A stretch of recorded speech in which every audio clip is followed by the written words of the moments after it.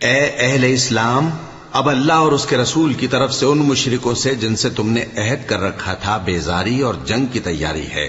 سو مشرکو، تم زمین میں 4 مہینے چل پھر لو اور جان رکھو کہ تم اللہ کو عاجز نہ کر سکو گے، اور یہ بھی کہ اللہ کافروں کو رسوا کرنے والا ہے۔ اور حج اکبر کے دن اللہ اور اس کے رسول کی طرف سے لوگوں کو آگاہ کیا جاتا ہے کہ اللہ مشرکوں سے بیزار ہے اور اس کا رسول بھی۔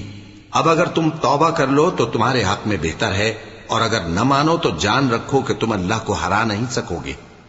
اور اے پیغمبر، کافروں کو دکھ دینے والے عذاب کی خبر سنا دو۔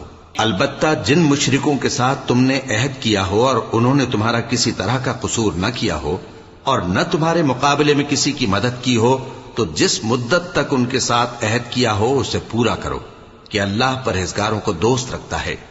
پس جب عزت کے مہینے گزر جائیں تو مشرک